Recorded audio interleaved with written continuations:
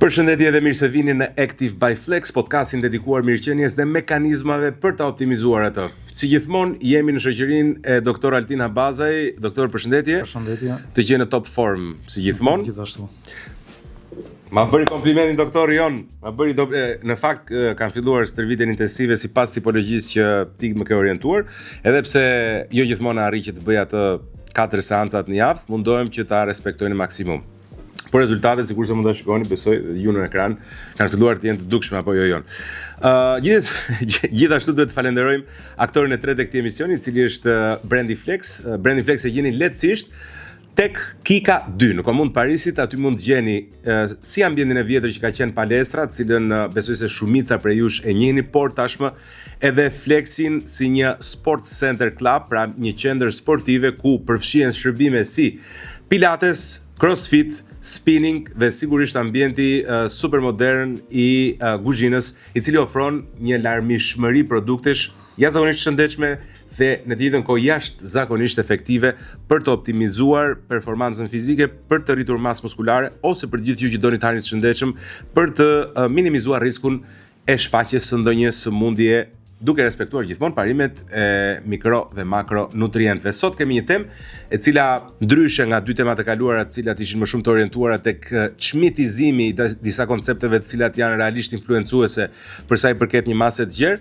Sot jemi më tepër të fokusuar tek një industri multimilionçe, duhet thënë Altin, në Shtetet e Bashkuara të Amerikës ajo vlen $170 miliard në këtë moment që flasim, duke mos marrë parasysh edhe një pjesë tjetër të popullsisë që i bie rreth 7.7 miliard banor të tjerë, që me siguri Shtetet e Bashkuara mund të jenë lider për sa i përket përdorimit të suplementimit, por absolutisht shtete si, ose më saktë, kontinente si Australia, si Europa apo dhe Azia janë konsumatorë të mëdhenj, duke e përllogaritur pak a shumë tregun e suplementimit tek $2 trilion.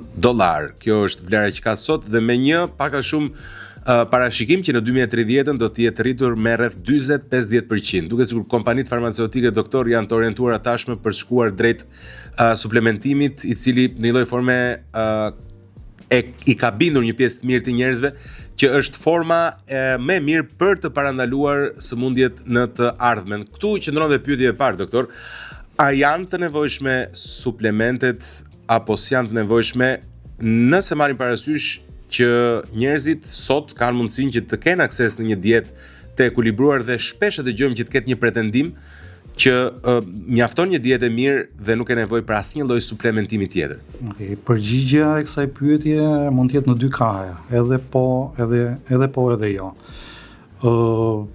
Jo në kuptimin e faktit që nëse ndërtojmë një dietë të ekuilibruar me të gjitha elementet nutritive të duhur, ka pak vend për suplemente, të themi për shumicën e suplementeve të cilat janë në treg, por ka disa suplemente të cilët kanë një rol dhe që duhet patjetër të integrohen në dietë. Pra, duke pat parasysh edhe faktin që shumica e ushqimeve sot nuk e kanë vlerën biologjike të ushqimeve të kohëve më parë, domethënë vlera biologjike e ushqimeve ka rënë për arsye të mënyrave të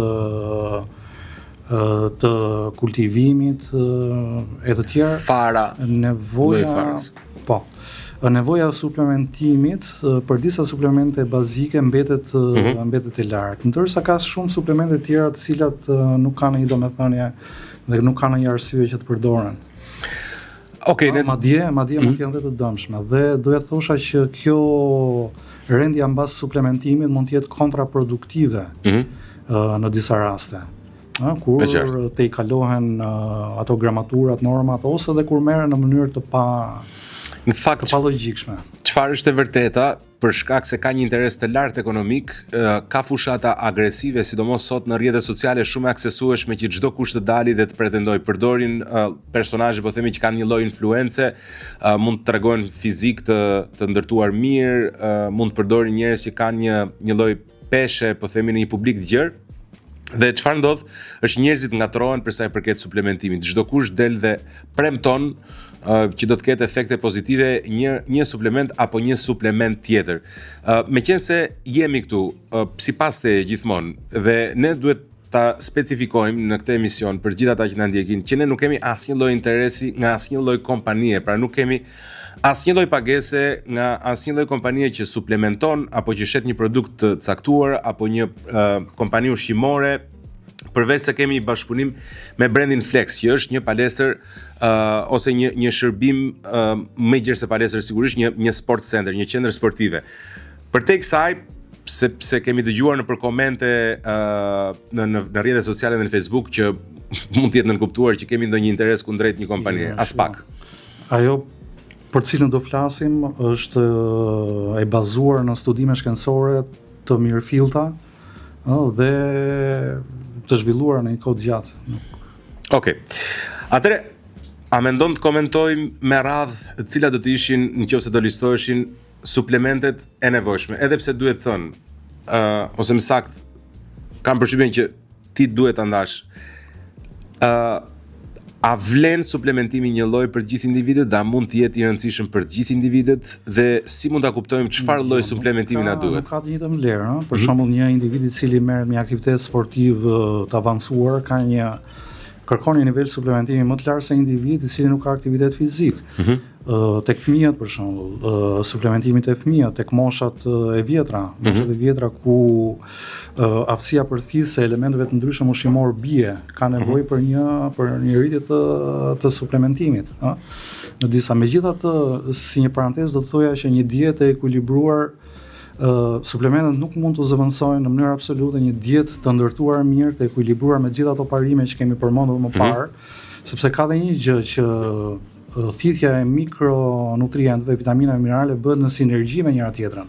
Kështu që ne nëse e prishim këtë sinergji ose nuk jemi të kujdesshëm për të ruajtur sinergjinë dhe balancën midis vitaminave dhe mineraleve, atëherë ne mund shkaktojmë disproporcione dhe të frenojmë thithjen e njërit apo tjetrit. A duke tepruar me njërin, po sigurisht ndikojmë diçka tjetër. Kështu që prishim ato ekuilibra dhe balanca, të cilat natyra i ka krijuar në ushqimet e veta, në ushqimet që merren në mënyrë. Si thua sikur ta bëjmë më praktike për njerëzit, ti qartësojmë ata se cilat mund të ishin disa suplemente të cilat janë sipas të gjitha studimeve të pranuara gjithësisht që janë efektive. Ta nisim me vitaminën D. A është e nevojshme? Vitamina D është e nevojshme. Është e nevojshme për faktin që ne nuk kemi ekspozimin e mjaftueshëm në diell. Domethënë vlerësohet që duhet rreth gjysmore i ekspozuar në rrezet e diellit në pjesën më të madhe të trupit, të ekspozuar në rrezet e diellit në ditë që të merret sasi e mjaftueshme vitaminës D, të cilën asnjëri nuk e realizon dot. Madje edhe në verë nuk është pak e vështirë nëse nuk jenë plazh ta realizosh një gjë të tillë. Shumica e njerëzve është e vërtet. Domethënë shumicën e trupit në diell jo. Kështu që deficiencë vitamинës D manifestojnë dhe vende të cilat janë me diell, si për shembull vendi jonë, që konsiderohet. Nuk ne kemi gjithë të diell thonë në Shqipëri, po domethënë minimalisht thua duhet të jetë i ekspozuar pjesa e sipërme e trupit që të marrësh i gjithë trupi. Që sipërfaqja e ekspozuar të jetë sa më e madhe. Nga ana tjetër, shumica e ushqimeve nuk përmbajnë vitaminë D, të mjaftueshme. Pak ushqime përmbajnë vitaminë D dhe nëse ne kemi një dietë të rregulluar në mënyrën më të mirë të mundshme, duke patur në fokus vitaminën D, nuk mund të arrijmë më tepër se 30-35% të vitaminës D në dietë. Për këtë arsye nevojitet suplementimi. Dhe arsyeja e suplementimit të vitaminës D është suplementi merret në formën e vitaminës D3, që është forma aktive e vitaminës D, është sepse vitamina D sot nuk konsiderohet thjesht një vitaminë, por konsiderohet si një hormon, për shkak të efekteve të jashtëzakonshme që ka në organizëm dhe ndërhyjet në shumë reaksione në D3 kombinuar me K2. Me K2. Po MK7-a? Po, MK7 është forma më e mirë e K2-shit. Që e kemi thënë dhe më parë ndodhet kryesisht në produkte shtazore, Sigurisht. Dhe arsyeja e përdorimit të D3-shit kush është? Është në radhë të parë thithja e kalciumit dhe fosforit në zor. Dhe në arterje, forcimi i sistemit imunitar, luan një rol shumë të rëndësishëm në forcimin e sistemit imunitar, në aktivitetin e muskujve, në forcimin e muskujve, në rritjen e testosteronit dhe në shumë procese të tjera. kurse vitamina K2 bën që kalciumi i thithur nga zorët prej vitaminës D3 ta depozitoj prej arterieve në kocka. Do thënë largon kalcium nga arteriet në kocka, pastron, si thua, kalciumin i cili grumbullohet në arterie. Dhe nga ana tjetër është mbështesë sistemit kardiovaskular dhe kombinimi D3 me K2 është kombinimi ideal. D3 K2 kur dhe sa? Në mëngjes është këshillohet më tepër në mëngjes në mënyrë që dhe me rrezet e para të diellit të fillojë të ketë një efekt më të lartë dhe doza do ishin nga 2000 deri në 4000 do ishin doza ideale. 4000 duke shkuar 4000 për personat, siç tham, ata që kanë aktivitet fizik të shtuar. Të tjerë dhe që kanë ekspozim po mjaftueshëm dhe vitamina K2 mund shkoj nga 50 mikrogram deri në 200 mikrogram. Në varësi në raport gjithmonë dhe me vitaminën D, por normalisht ato janë dhe bashkë shpesh, kështu që po mirë, edhe diçka tjetër, mund ta marrim gjithë vitin D3 K2? Gjithë vitin. Edhe kur jemi pushime në verë për shembull? Gjithë vitin. Kur jemi pushime, çfarë mund të bëjnë, bie fjala një javë ose 2 javë ekspozim? Asgjë në plan afatgjat, po. E qartë fjalë për një ekspozim të përditshëm, se njerëzit kujtojnë që 2 javë në ekspozim në diell mjaftojnë për gjithë vitin. Nuk ftohen më gjithë vitin thonë. Edhe një gjë interesante është, nuk e di, ngelet për t'u vërtetuar. Dhe ekspozimi në diell është shumë i shëndetshëm, e kemi thënë dhe në episodet e mëparshme. Po, është vërtet, dhe pikërisht për atë do thoja që risku, më thënë, sipas disa studimeve, risku i melanomave apo i kancereve të lëkurës nuk vjen nga ekspozimi në diell nga rrezet ultraviolet, por vjen nga kombinimi i rizotimit me ushqimet e papërshtatshme, siç mund të jenë këto yndyrnat vegetale, vajrat bimor është bërë një eksperiment dhe është vënë në re që kombinimi i rrezeve të diellit me yndyrnat e saturuara nuk shkakton asgjë. Ndërkohë që kombinimi i rrezeve të diellit me yndyrnat kjo kategori yndyrnash, vajrash vegetale, vaj kikirikulur e diellit etj. Është ajo që shkakton gjë të tillë. Interesante, por ndërkohë, jo një studim, por disa studime thonë që përthithja dhe prodhimi i vitaminës D prodhohet pikërisht në momentin që kalon në ultraviolet rrezatimi. Do të thënë, duhet pas orës 10 është periudha më e mirë. Atëherë kur ne na këshillohet që të mos ekspozohemi. Është eksaktësisht në këtë moment në rrezet ultraviolet që ti fillon të prodhosh vitamin D nëpërmjet kontaktit me diellin.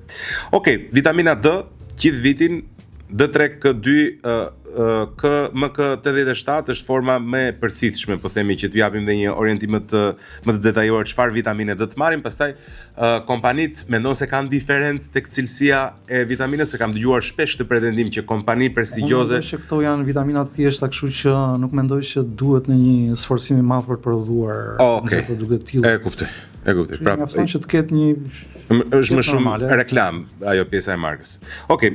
Mjafton të jetë një kompani e certifikuar, po themi. Suplement tjetër që ti e fut tek lista e suplementeve bazik do të quhet magnezi, e kemi diskutuar edhe më parë. Magnezi pse, për kë, si ta bëjmë çmë praktike. Është minerali kryesor në organizëm, i cili merr pjesë në më tepër se 300 procese, si enzim, më tepër se 300 procese metabolike në organizm dhe ndërhyn pothuajse në të gjitha sistemet, në aparatin muskular, duke ndihmuar kontraksionet muskulare, duke shmangur ato krampet në nervor, në aparatin nervor, sigurisht duke dhënë edhe një relaks, një qetësim dhe gjumë të mirë, është forcuesi i imunitetit. Nga ana tjetër, magnezi merr pjesë në mitokondrie, në proceset e prodhimit të energjisë, ndërhyn në reaksionet e prodhimit të energjisë në mitokondrie. Njëkohësisht, së bashku me vitaminën D dhe me kalciumin, magnezi ndikon në mineralizimin e kockave. Pra dhe në ruajtjen e shëndetit të kockave është shumë i fuqishëm si mineral. Për gjitha këto efekte që ka, rekomandohet marrja magnezium glucinat. Formë më e përthithshme. Është nga format më të pranueshme, jo edhe për shkak të efekteve, një nga format pranueshme, e cila merret në dark në masën 400 mg në dark. Duhet të thënë që magnezi është në disa forma, dhe në varësi të formës është edhe efekti dhe përthithja dhe efekti. Është në formën citrat, malat, glicinat, glicinat që e tham, dhe treonat. Forma treonat duhet thënë që është forma e cila kalon barierën hematoencefalike dhe ka efekte shumë të fuqishme në tru, duke rritur aftësinë kognitive, duke rritur... Doktor, kalon cipën e trurit, ta them për një publik më të gjurë mbase? Është shumë... Treonati është më i mirë për ata që... Po, për ata që duan një efekt në tru, më qetësues, ata që mund të kenë çik tension, ankth, pagjumësi, treonat. Forma treonat. Çfarë sasie lutem? Është në sasi më të vogël se glucinati. Okay. Gjithsesi, glucinati konsiderohet merret në një formë në një masë 400 mg, kjo është më dozë më të ulët. Dozë më ulët. A ka problem kozgjatja që mund të marrësh magnez, pra mund ta teprosh duke marrë magnez më shumë se ç'duhet? Jo, unë do thosha një marrje përditshme para gjumit në darkë do ishte ideale e magnezit gjatë gjithë kohës. Pra nuk bëhet me cikël, po them. Jo, s'ka arsye pse të bëhet me cikël. Interesant, se kam dëgjuar pretendime që nëse tepron, ka disa analiza gjaku që bëhen dhe mund dalë që niveli magnezit në gjak, po themi, është më i lartë se ç'duhet. Ajo ka oscilacione gjatë pra është herë është më e lartë, herë më e ulët, kështu që nuk ka ndonjë. Një nga fjalët që është përmend më shumë në podcastin Active që nga nisja jone deri më sot është pa diskutim fjala omega 3.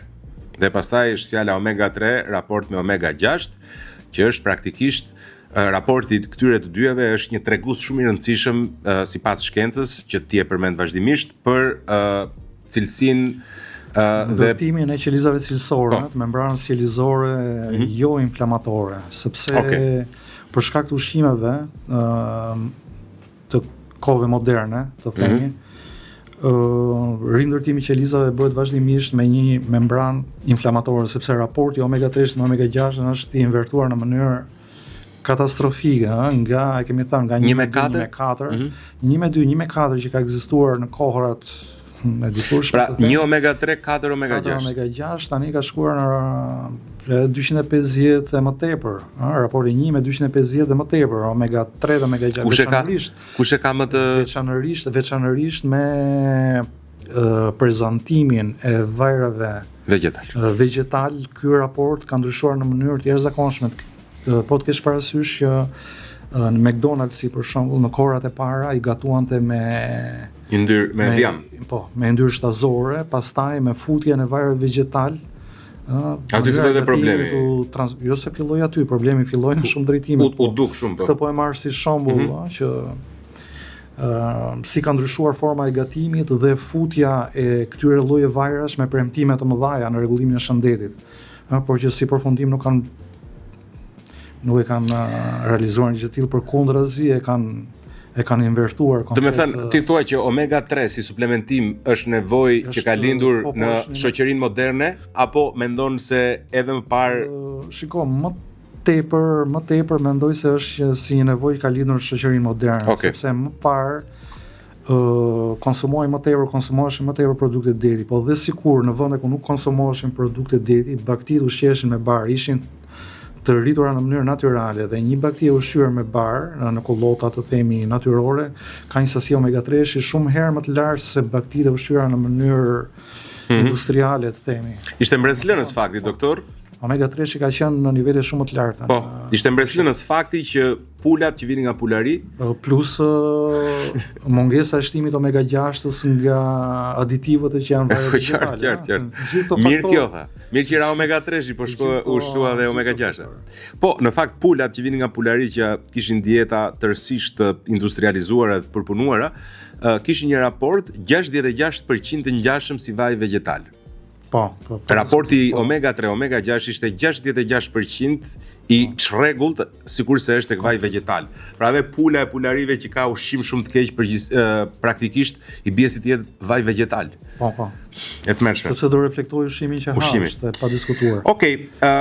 Dhe është bërë një studim i kohëve të fundit për omega 3-shin dhe është parë që rrit numrin e qelizave nervore.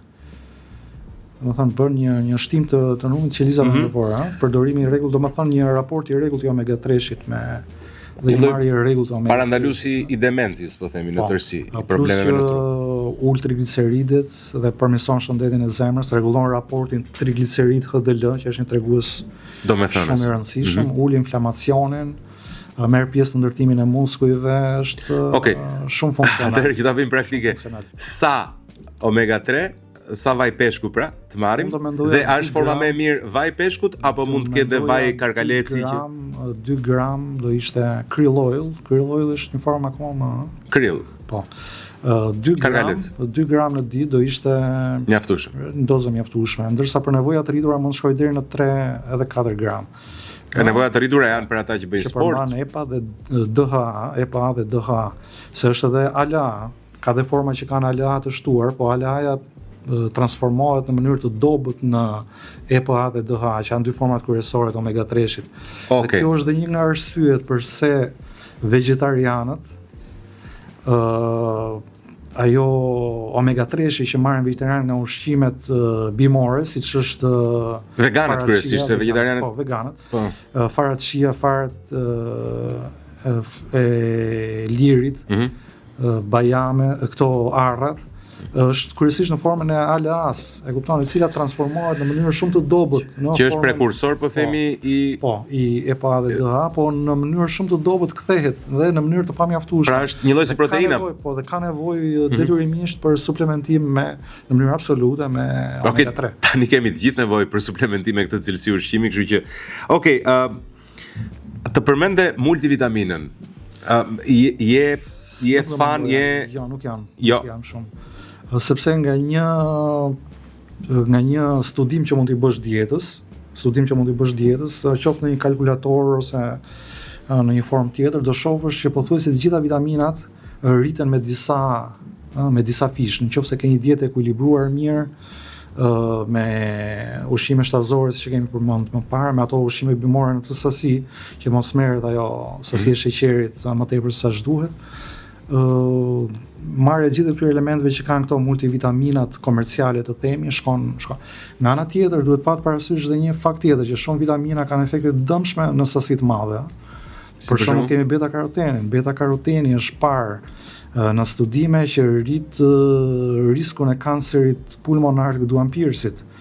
Nga ana tjetër vitamina A, nga ana tjetër vitamina E rrit riskun për në doza të shtuara rrit riskun për hemorragji. Kështu që dhe vitamina K më duket në tepëric.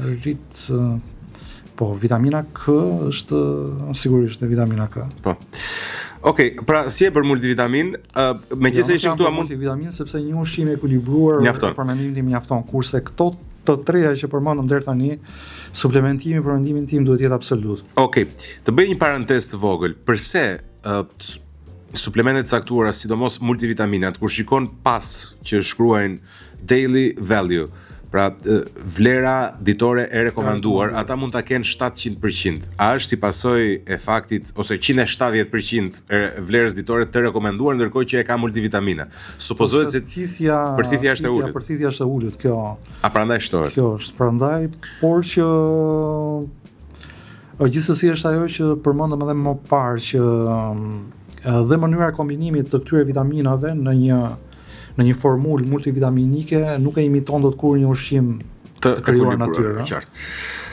Okej, kemi proteinën që diskutohet, sigurisht ne po flasim për suplementim bazik. Proteina është kryesisht një suplementim që diskutohet për rastet e njerëzve që stërviten, megjithatë ka filluar vitet e fundit që të konsiderohet proteina si një suplementim bazik edhe për njerëz që nuk stërviten. Do ishe pro proteinës për të dyja kategoritë, edhe për ata që stërviten, edhe për ata që nuk stërviten. Mendon se është e shëndetshme ajo proteina e sintetizuar, apo nuk je shumë fan i saj? Tifozi saj na fani për. Unë për proteinën në një farë mënyrë do të thosha që do të ishte në një farë mënyrë e njëjta gjë sikurse edhe me vitaminat dhe mineralet. Një proteinë ndodhur në një ushqim natyral, për shembull proteina në mishin e viçit, është ndryshe, kur konsumon mish viçi, dhe ndryshe kur pi një skup me proteinë. Mënyra e përthithjes është shumë sepse është në harmoni edhe me makronutrientët e tjerë. Kështu që do të thosha nëse ushqimi ditor i plotson numrin në gram të proteinave ditore të vlerësuara që ti duhet marrësh, nuk ke nevojë për të marrë proteina hire, se për këto bëhet fjalë kryesisht. Që zakonisht janë nevojë lind kjo kasein tip 1 janë ato. Po, si nevojë lind për të mos thënë mënyrat se si prodhohen. Ato ekspozohen temperatura shumë të larta. Vlerësohen që 2/3 e proteinave që janë në treg janë të prodhuara në mënyrë jo të kujdesshme. Dhe jo të kujdesshme është për ta thënë politikisht korrekt. Po. Përmbajnë metale të rënda, ato bëhen temperatura shumë të larta, dhe kjo jep edhe një denatyrim të proteinave. Denatyrimi i proteinave mund të shndrojë ato në element proinflamator. Amonëzisi mund krijon kompleks autoimun në organizëm. Kështu që të gjitha këto mund shmangen nëpërmjet një ushqimi natyral dhe normal. Nëse do përdoren, unë do të këshilloja firma rigorozisht të testuara dhe produkte natyrale, sepse natyrale në kuptimin që proteina është e pa mbultuar, pa aromatizues, pa aditiv të tjerë, do të thonë duhet gjesh forma të tilla proteine, sepse këtu futet edhe problemi tjetër aditivët që kanë proteinat.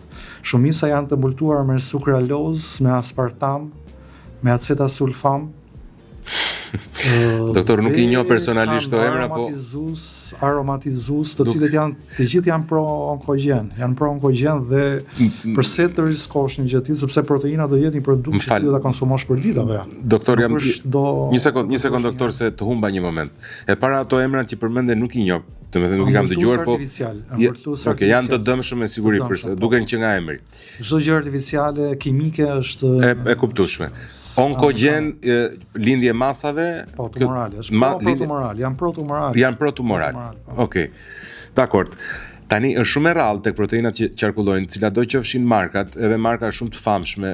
Të përmend tani emra pak rëndësi, ka njerëzit që merren e dinë se cilat janë. Një aneks, edhe për këtë kategori. Ato janë shumë të kushtueshme. Jo, nuk janë të kushtueshme. Jo? Kanë çmime relativisht të njëjta janë. Po pra procesi do kaloj të njëjtin.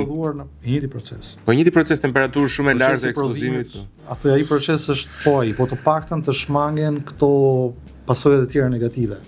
Okej, ndërkohë që ai skupi që e kanë kaq të rëndësishme njerëzit për ta marrë, domethënë në fund ditësh është 25 gram protein, mund të jetë, domethënë nuk është asgjë më shumë se 300-400 gram kos. Shumë persona kanë çrregullime gastrike, ka shumë persona që ne kanë të pamundur marrjen e saj, ose kanë çrregullime dispeptike pikërisht për këtë arsye, sepse proteina që merret nuk është në harmoni me elementë të tjerë. Okej. Okej, e kuptoj. Është të marrësh perimin dhe të marrësh vetëm fibrën, po themi. Okej. Këto janë për sa i përket proteinave, suplementeve bazë, ne kemi diskutuar edhe në të kaluarën, një suplement i cili është konsideruar vetëm për ata sportistë elitarë që duan të rrisin performancë fizike, ne kemi diskutuar edhe në puntatat e kaluara, por ndërkohë vitet e fundit, sidomos vitin e fundit ka filluar të marrë një dimension tjetër si suplementim, bëhet fjalë për kreatinën. Deri më sot e kemi parë tek njerëz që bëjnë stërvitje me pesha kryesisht, dhe është parë me skepticizëm, pra përgjithsisht instruktorët e palestrave do thonin që merr protein, po kreatin ishin çik skeptik. Ndërkohë që duhet jetë kundër. Duhet ishte kundër. Tani vitet e fundit ka filluar të ndryshojë, edhe instruktorët e kanë bërë pjesë tyre. Kreatina është bërë pjesë e strategjisë anti-aging, kundër plagjes, lifespan për jetëgjatësinë, edhe health span, sepse duhet thënë që janë tre nocione që duhen marrë në konsideratë. Është strategjia antiplagje, jetëgjatësia, por edhe jeta e mirë, domethënë jetëgjatësi, po një jetë e mirë, jo e kupton. Dhe kreatina është një nga suplementet shumë të rëndësishëm që po futet në kategorinë e këtyre suplementeve pak më të avancuara. Për një publik që mund mos ketë fare lidhje të bëjë me sportin, çfarë bën kreatina? dhe si duhet marrë? Deri para pak kohësh kreatina mendoi që ishte vetëm një booster i aktivitetit fizik, të themi, që përforconte performancën fizike, po jepte të energjizonte për shkak se protonat ATP, të jepte një energji më të madhe në stërvitje e të tjerë. Por efektet kreatinës tani kalojnë përtej kësaj. Mendohet që efektet kreatina ka vlerë më të madhe për disa arsye të tjera. Efekti në kocka. Efekti në kocka e kreatinës është i fuqishëm.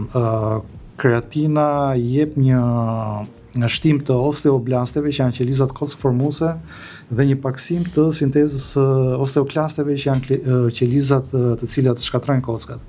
Nga ana tjetër ka një sinergji është konsiderohet një suplement anti-rezorbtiv i kockave, një lloj si biofosfonatet që përdoren për mineralizimin për të paksuar atë rezorbimin dhe shkatrimin e kockave. Dhe kjo merr vlerë veçanërisht do të thosha unë tek femrat e menopauzës, që zhvillojnë procesin e osteoporozës dhe që ndihmojnë për parandalimin e këtij procesi, njëkohësisht me avancimin në moshë. Ruajtja e mineralizimit të kockave është një nga faktorët më të rëndësishëm për të parandaluar frakturat spontane që ndodhin në moshat e vjetra. Kështu që në moshat geriatrike, kreatina merr një vlerë të jashtëzakonshme në këtë aspekt. Por edhe tek kocka, truri. Po edhe tek personat që merren me fitness, sigurisht që forcimi i kockave ka një rol jashtëzakonshëm. Tjetër është truri, efekti i tij në tru.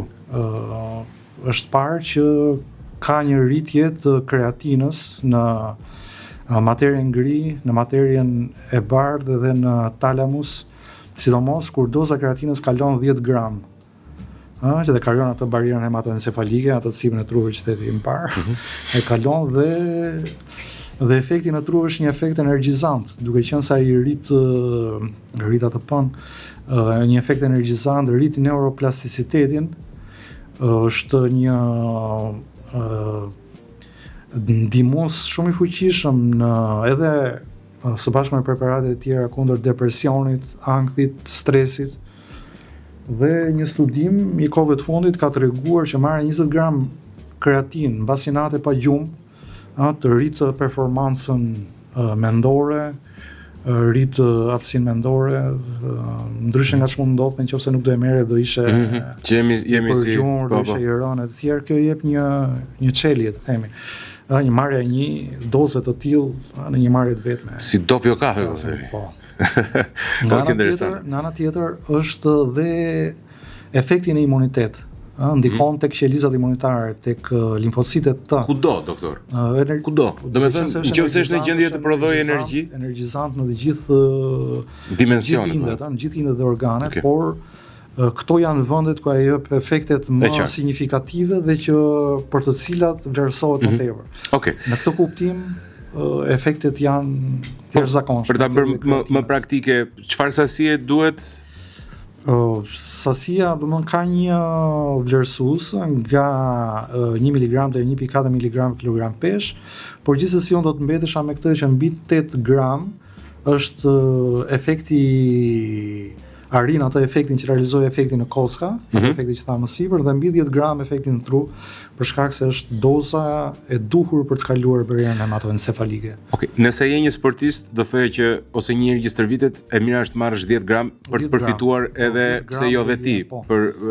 Madje ka shumë sot që thonë edhe më tepër. Okej. Do të thënë një grua në menopauzë ose një burr në moshë të avancuar, do t'i sugjerojë që të merrte suplement kreatine vazhdimisht pa ndërprerje. Ka efekte në veshka, kemi dëgjuar lloj-lloj teorish. Nëse nuk ke në një sëmundje të themi, në një sëmundje. Po nëse ke pra. Atëherë duhet bërë në konsult duke patur filtrimin si filtrojnë veshkat e tjera. Te kreatinat përmendim diçka që tretshmëria e sa në ujë e kreatinës kërkon sasi të larta uji. Shumica e njerëzve, të paktën sipas gjitha studimeve që sugjerojnë sot se si merret kreatina, shumica e njerëzve nuk hedhin mjaftueshëm ujë për kreatinën që marrin. Pra ajo kërkon për 10 gram ujë, nëse temperatura e ambientit është rreth 30 gradë, 25 deri në 30 gradë, kërkon 400 ml ujë. Në qoftë se është më lart, kërkon për 10 gram kreatin. Për 10 gram kreatin. Pra në qoftë se temperatura e ujit, po themi, është tek 10-15 gram, kërkon minimumi të paktën më pakta është 500 ml ujë. Pra gjysmë litri ujë duhet përzihet 10 gram protein. Po, sepse kreatina është pak tekanjoze të themi në lidhje me tretshmërinë, dhe tretshmëria duhet jetë e mirë në ujë në mënyrë që dhe përthithja e saj të jetë adekuate pastaj. Ishte shumë interesante. Në momentin që e rrit temperaturën, domethënë sa më shumë rritet temperatura, aq më e lehtë bëhet, sikurse çdo lëndë tjetër që tretet në ujë. Nëse doni ta pini ujin të vakët, sigurisht mund të pihet sasi më e vogël uji, nëse uji është i ftohtë, pra është ujë frigoriferi, duhet konsumuar, le ta themi, linja të përgjithshme që mos të merren njerëzit të masin gramatura, por le të themi sa më i ftohtë uji, aq më shumë sasi uji kërkohet që të përthithet ose të shkrip, si mund ta them fjalën, të bëhet të tretet, fjala e dur, ka një tretshmëri më të rritet tretshmëria. Në momentin që tretshmëria është e ulët, atëherë edhe përthithja e saj në organizëm është më e ulët. Ruan përmendjen dhe personat se e kanë pak problem këto personat veganë, që thamë që kanë në mënyrë absolute suplementimin me kreatin. Të gjitha suplementet, po nesa, me kreatinë kanë në mënyrë absolute sepse kanë të pamundur, nuk kanë ku ta gjejnë. Ata suplementohen kryesisht. Ata që duhet marrin, ata suplementohen, kryesisht suplementohen. Me gjithë veganët që kanë fol, suplementohen. Okej, do kishe ndonjë orientim për moshën e tretë të ndonjë suplementi tjetër që mund të jetë më i rëndësishëm, sepse ata janë dhe besoj mosha më delikate nga të gjithë, më vulnerabël. Do shtojë ndonjë B12 për shembull për ata, apo në varësi të në varësi, por mendimin tim në varësi dhe të B12. Okej. Dhe në lidhje me në një anemi të mundshme. Hekur? Po. Hekur, vitamin B12 të tjera. Okej, po ato duhet i shohin në varësi të rezultateve të analizave të gjakut. Okej, meqense jemi tek mosha e tretë, është reklamuar vazhdimisht një përbërës që është perceptuar shpesh edhe si çuditbërës për sa i përket artikulacioneve, bëhet fjalë për kolagjenin. Hyn tek tani kolagjeni hidrolizuar. Po. Çfarë mendimi ke? Ka mendim pozitiv. Kolagjeni është një suplement i cili ka vlera. Ka vlera sidomos për artikulacionet, dhe kuptohet që me avancimin në moshë artikulacionet bëhen pak delikate, por edhe personat, domethënë të gjithë ata që merren me aktivitet fizik të çfarëdo lloj niveli kanë një shkallë më të ulët ose më të lartë dëmtimit të artikulacioneve. Dhe për shëndetin e artikulacioneve është një suplement i plus që kolagjeni nuk ndërhyn vetëm këtu, ndërhyn gjithandej, në lëkurë, në flokë, në tonj. Kështu që kolagjeni hidrolizuar me vitaminë C, po dhe pa vitaminë C shoqëruar, sepse vitamina C e marr nga ushqimet do të mjaftonte, do të ishte një formë e mirë, 10 gram, po 20 gram do mendoja kolagjen. Meqense jemi tek jetëgjatësia, i përmendë që parë lifespan-in, anti-aging dhe health span, lifespan, anti-aging. Duket sikur janë në njëjta gjë në fakt, po janë tre parametra, po ti shohësh me kujdes janë tre parametra të ndryshme. Strategjia antiplakje, jetëgjatësia dhe një jetëgjatësi por e jetuar mirë, një jetë e gjatë por jetuar mirë. Janë tre gjëra që kërkojmë vëmendjen e vet secila prej tyre. Të pyes atëherë për disa suplemente të tjera të cilat kanë filluar të bëhen, sidomos për ata njerëz që janë pak më të orientuar tek shëndeti, janë bërë mjaft të famshme. Bëhet fjalë për kurkuminën, një antiinflamator i fortë i sugjeruar sidomos nga kulturat përgjithsisht aziatike, të cilat e kanë përdorur prej shekujsh në mos mijëvjeçaresh në dietat e tyre, por edhe si medikament. Tashmë po studiohet dhe po shihen efekte shumë pozitive. Personalisht je pozitiv, duhet konsumuar. Por kurkumina po, sigurisht është një antiinflamator i fuqishëm.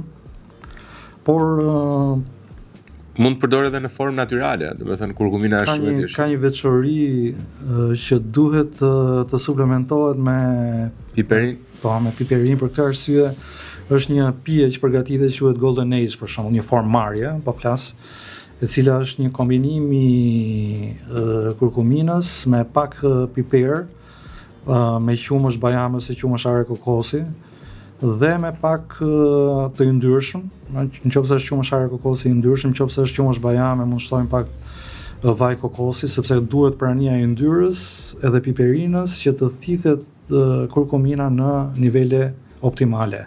Ti edhe çik se tani bëre si çaj këtë. Mund të jetim çik mjalt që ta vël, edhe çik mjalt. Pak mjalt dhe bëhet një pije shumë interesante, mund ta provoj kushdo dhe është. Po ta provoj që dhe ka efekte antiinflamatore shumë fuqishme që krahasohen edhe me efektin e antiinflamatorëve sintetik. Medikamenteve antiinflamator. Kjo më duket se është indiane si. Shumë interesant si. Duket se është e përdorin në kulturën indiane. Është shoqëruar edhe me ginger. Mund të jetë është një version që shoqërohet edhe me ginger dhe merr edhe veti, fiton edhe veti analgjezike, përveç se vetive antiinflamatore dhe veti analgjezike. Është shumë interesant. Analgjezike heqet dhimbjes, po themi, impirje. Okej. Antidhimbje. Na dhe një sugjerim interesant. Resveratroli. Resveratroli është Sinclairi e solli shumë në vëmendje. Po, është suplementi Sinclairit. Sigurisht resveratroli shikohet në kuptimin e një antioksidanti mimetizues i restriksionit kalorive dhe riparues i ADN-s. Për këtë arsye e thekson Sinclairi, por që efektet reale dhe të plota të tij akoma nuk janë treguar realisht. Mbase është pak herët. Po studimet tregojnë që ka veti të tilla në riparimin e ADN-save të. Mua më pëlqen fakti, doktor, që ti je skeptik. Kjo tregon qartazi që kur je i sigurt për një produkt është si rezultati i faktit që ka shumë vite që është vërtetuar diçka. Këto suplementimet moderne dhe të vonshme vërtet kanë dhënë shenja shumë të mira, por akoma nuk kemi rezultate kokforte. Në anën tjetër kemi, nëse flasim në linjën e suplementeve të avancuara, këtyre suplementeve anti-aging, riparues të ADN-s, janë premtime të mëdha këto, të riparosh metilizimin e ADN-s. Metilizimi i ADN-s është dëmtimi i ADN-s në gjenom, janë vende të caktuara në gjenom ku dëmtohet ADN-ja, dhe këto suplemente premtojnë që të bëjnë një riparim dhe të korrigjojnë plakjen, të themi, të rritin një gjatësinë e tjerë, do ishte rapamicina që e sugjeron Peter Attia, ose jo më saktë e sugjeron, por që është duke punuar në lidhje me gjetjen e formave. Okej, prit se kjo kërkon çik vëmendje.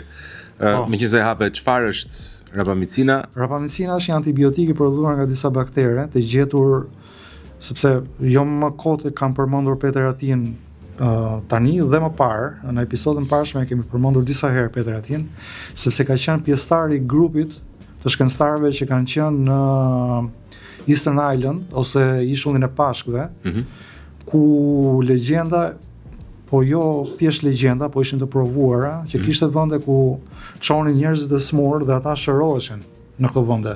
Dhe këto pikërisht për kësaj bimësie që kishte aty, ishin disa alga, disa baktere të cilat prodhonin pikërisht të substancë, të cilat ata e morën e sintetizuan dhe panë që ishte rapamicina. Dhe me zbulimin e rapamicinës u zbulua edhe rruga anabolike kryesore në organizëm që është mekanistik ose mammalian target of rapamicin. Është pikërisht një kompleks proteinik ku rapamicina vepron për të ngadalësuar proceset metabolike dhe është pikërisht ky efekt i rapamicinës që jep atë jetëgjatësinë, e cila në kuptimin e eksperimental, të themi, në kuptimin eksperimental në eksperimentet e bëra në kafsh është vërejtur që rrit jetëgjatësinë deri në 36% tek modelet animale. 36%, dhe ky është një premtim goxha i madh. Peter Attia thotë që e ka eksperimentuar vetë si suplement. I ka rënë flokët, nuk e di ata li. E ka eksperimentuar, por flokët kishin rënë përpara se ta. Pra flokët nuk mbin, Jon. Flokët nuk mbin. Okej, shumë interesante. Vetëm një pikë kam për të ngacmuar këtu. Kur the që çfarë bën ul metabolizmin? Po, ngadalson, më fal për termin, metabolizmin, a do thotë që na çon fazë katabolike? Po. A ne nuk duam të jemi në fazë anabolike? Relativisht, po këtu tani problemi është që sa do ta ulje, deri në çfarë niveli, jo nivelet papajtueshme. Okej. Shkojmë tek ajo, pra që thua ti, a do të jetosh çik më shkurt po si Luan apo do të jetosh pak më gjatë po si Breshk? Është vështirë për të kuptuar, por duhet ta analizuar me shumë komplekse. Është shumë kompleks. Është, po të them, në kuptimin kështu që është thelbi i çështjes, no? Okej. Teorikisht edhe praktikisht është. E di që është sepse aktivizimi i motorit apo çaktivizimi i motorit. Njëkohësisht edhe AMPK-s. Okej, ne duam të aktivizuar apo të çaktivizuar?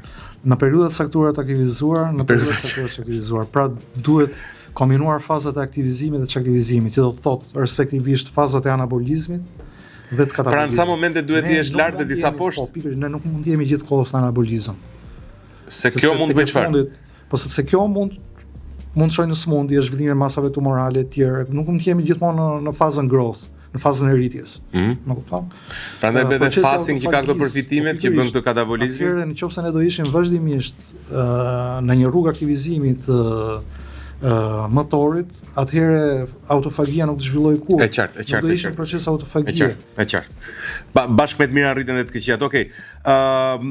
Shumë shkurt të fundit, doktor, pak një koment quercetina ose quercetin që i thon edhe ajo në faza studimore nuk janë shumë të hyn tek nuk është thjesht në fazë studimore, këto hyn te senolitikët, fisantina dhe quercetina hyn te senolitikët. Çfarë janë senolitikët? Janë substanca të cilët largojnë qeliza të cilat quhen qeliza zombi. Janë qeliza të cilat e kanë humbur funksionin e tyre por refuzojnë të largohen, qëndrojnë në organizëm. Dhe këto qeliza me avancimin mosh të shtohen. Okej. Dhe pikërisht këto lloj qelizash janë qeliza që imitojnë, këto qeliza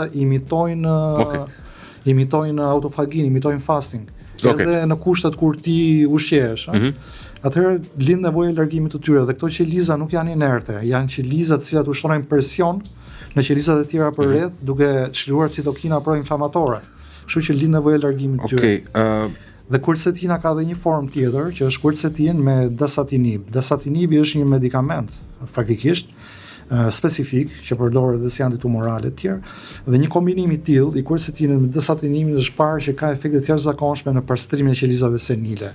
Por kjo duhet bërë në kushtet e një kontrolli mjekësor. Atëherë nuk mund të bëhet kështu si je promarrjes, domethënë, të quercetinës dhe fisantin.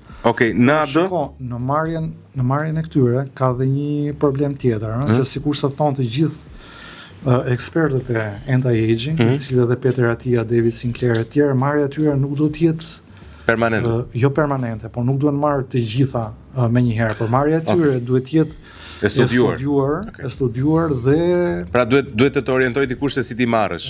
Okej. E kuptoj. Por orientimi do bëhet dhe mbi bazën e një studimi të trupit një aspekti tjetër, që mund të flasim edhe për këtë. Okej, se si duhet studiuar në mënyrë që të do hym në një moment tjetër më thellë, sigurisht pra ky set, le të themi suplementimi, kërkon e para të kuptohet në çfarë faze është trupi një individi dhe pastaj të jepet test. Okej. Okej. Të njëjtën gjë do mund të shtrezzuar, është test genotipik, fenotipik, edhe test funksional ku hyn VO2 maxi që kemi përmend më parë. Okej. Atë doktor do ta trajtojmë tek puntada që do të merret pikërisht me analizat dhe si të kuptojmë në çfarë kondicioni është trupi jonë dhe mbase të sugjerojmë. Nëpërmjet tyre përcaktohet dhe çfarë suplemente është avancuara do përdorësh. Okej. Dhe kush ka nevojë për këto suplemente të avancuara. Për të gjithë ju që mund të keni nevojë dhe na shkruani në rrjetet sociale, poshtë do të lëm numrin e doktorit, do ta keni te descriptioni poshtë në YouTube. Aty, nëse dikush prej jush ka nevojë për një sugjerim ose për një këshill, mund të flasi drejt për drejt me doktorin në preferencialisht në WhatsApp, t'i shkruaj. Ndërkohë që doktor një koment shumë të shkurtër sepse jemi në fund të kohës, fillojnë lajmet. Urolithin A, spermidin, glicin, taurin do t'i vendosje pikërisht në të njëjtën kategori suplementimi apo ndonjëra prej këtyre mund të thoje që mund të merret në të njëjtën kategori. Urolitina A madje në moshat senile ka zhvënre që rrit edhe performancën fizike, rrit forcën fizike, performancën fizike. Okej. Dhe nga ana tjetër luajnë një rol të rëndësishëm në mitofagi. Domethënë largojnë mitokondriat e dëmtuara, pra në shëndetin mitokondrial luajnë një rol të jashtëzakonshëm është. Okej. Besoj se e mbyllëm për sot. Nadi, ndoshta për Nadi më themi diçka. Doktor. Nadi, Nadi më zati. Dhe Nadin, thuaj Nadin. Okej, edhe Nadin, e fundi doktor Nadin se harruam, Nadi duhet përmendur. Na fal Jon. Do na lejosh, doktor, kemi 1 minutë kohë të përmendim Nadin. Okay, Nadi është nikotinamid adenin dinukleotidi, është një element i cili merr pjesë në hallkat e prodhimit të energjisë, në prodhimit ATP-s, dhe është një element i domosdoshëm për prodhimin e energjisë dhe estimohet, vlerësohet që reduktohet me 50% çdo 20 vjet. Kështu që duke u bazuar në këtë vlerësim, nevojitet suplementimi me natë veçanërisht me avancimin në moshë. Format më interesante të marrjes janë të prekursorëve të natit, që është nikotinamid mononukleotidi dhe nikotinamid ribozid. Të dyja këto forma, kjo e dyta e rrit natin me 2-3 fish, më tepër se sa nikotinamid mononukleotidi, por nikotinamid mononukleotidi është një formë më e preferuar për muskujt, është një formë më e përshtatshëm për rritjen e energjisë në muskuj, për këtë arsye preferohet kjo lloj forme. Nga ana tjetër, luan një rol shumë të rëndësishëm në riparimin e ADN-s. Për këtë arsye hyn në grupin e suplementeve të avancuar që përdoren në rastet kur kemi dëmtim të ADN-s të vërtetuar nga testet epigjenetike. E qartë. Atëre NR ose NMN është forma e shkurtë atyre që përmend. Nëse do performancë muskulare shkon tek NMN-ja, nga ana tjetër ka dhe forma mënyra marrje të nadit direkt në formë injeksioni. E qartë, ka klinika që është e shtrenjtë dhe nuk ka ndonjë përfitim të jashtëzakonshëm në raport, sepse ideja është që NMN-ja ose forma tjetër NR-ja. Ju duhet rreth 1 muaj që të arrijë nivele të kënaqshme të nadit, kurse marrja e nadit në mënyrë menjëhershme arrin një pikë të menjëhershëm. Por që ti mund mos kesh nevojë për një gjë të tillë, veçanërisht ata që janë në nivel energjetik tepër të ulët, kanë nevoja tepër ekstreme. E kuptoj. Të nadit. Është vetëm për raste që kanë. Okej, NMN ose NR, NMN-ja është më tepër e fokusuar tek aspekti muskular, NR-ja është pastaj që ka një përfitshmëri më të shpejtë, është më efektshme po themi. Po, jep një rritje pak më të mirë të. Okej, NAD-ja pra sugjerohet për sidomos për moshat më të avancuara. Për rreth 1 muaj rritin me 50% nivelin e nadit, ëh?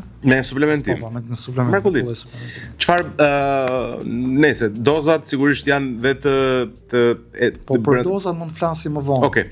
Janë të ilustruara tek kur e bleni produktin, normalisht ka dhe dozat. Megjithatë ne do ta prekim, do të kemi dhe një mundësi që në puntatën e radhës të hyjmë në një tjetër lloj suplementimi, sidomos për ata që stërviten dhe duan të rrisin performancën e tyre fizike ose të ndërtojnë muskul.